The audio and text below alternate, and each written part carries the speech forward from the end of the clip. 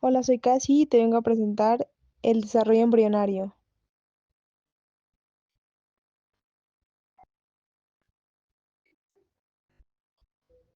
El desarrollo embrionario empieza con la fecundación, que la fecundación es la fusión del gameto masculino, o sea, el espermatozoide, y el gameto femenino, es decir, el ovario, para así formar al cigoto.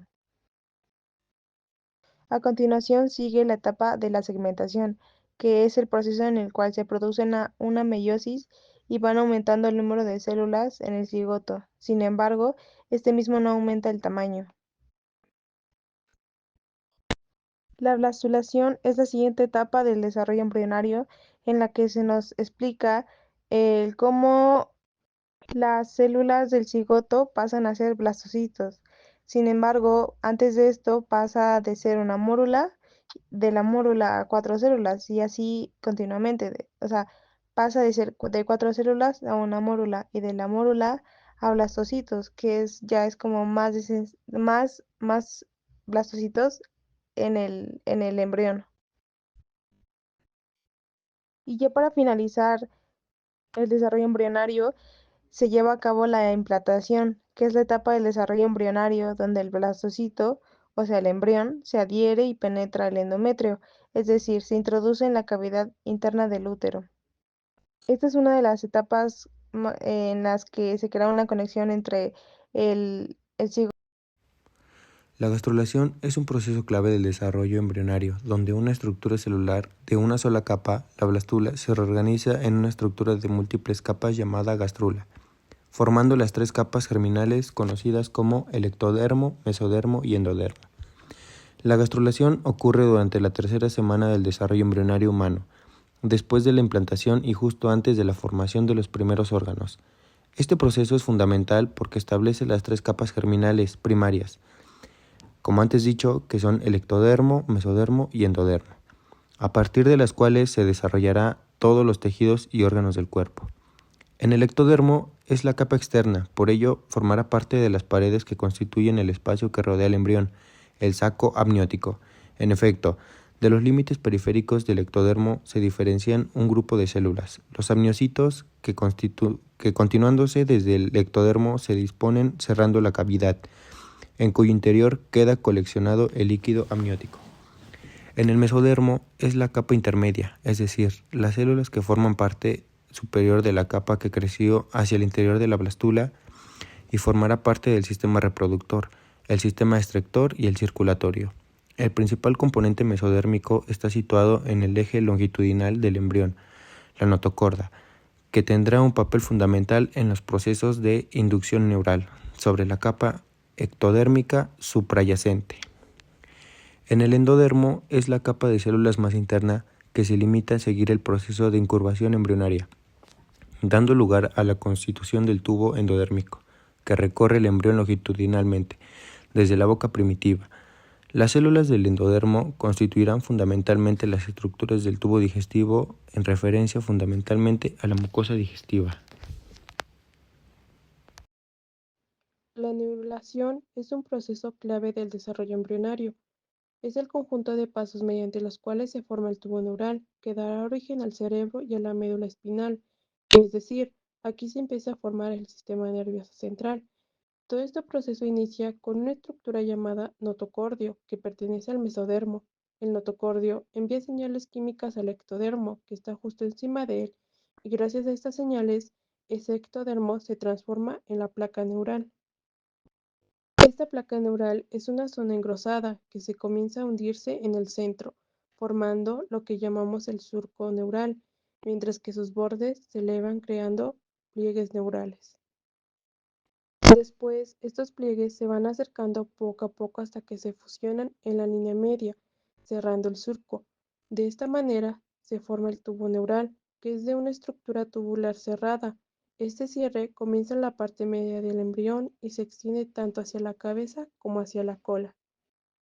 Al mismo tiempo, aparecen unas células muy importantes llamadas crestas neurales, que se originan en los bordes del tubo neural.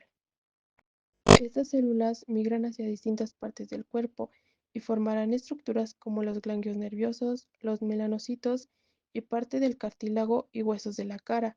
Finalmente, el tubo neural se va especializando.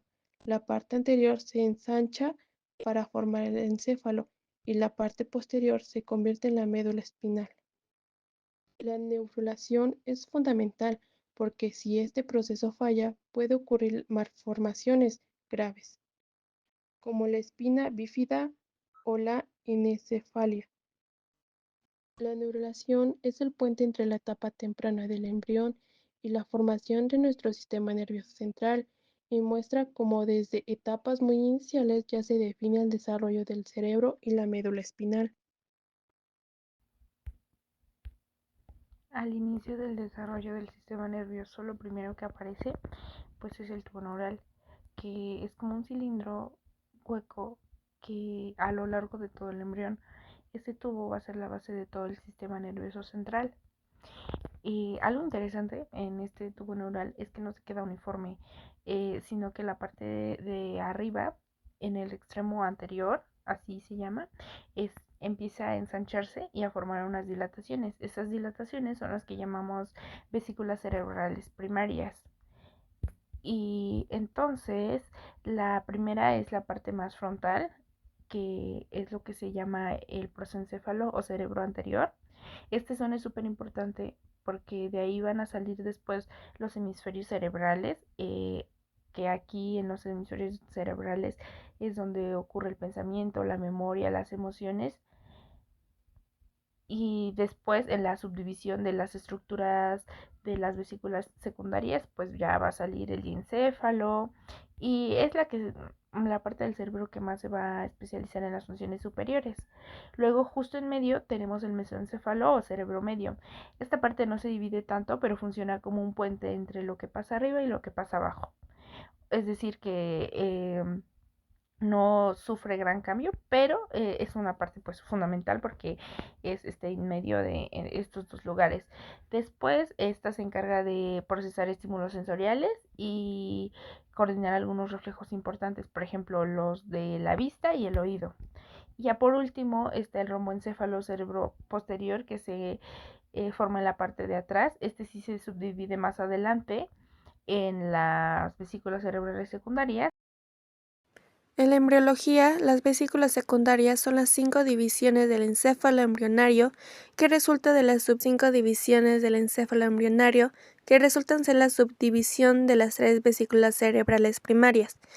Estas son el telencéfalo, diencéfalo, derivados del prosencéfalo, el mesencéfalo, el metencéfalo y el mielencéfalo, derivados del romboencéfalo.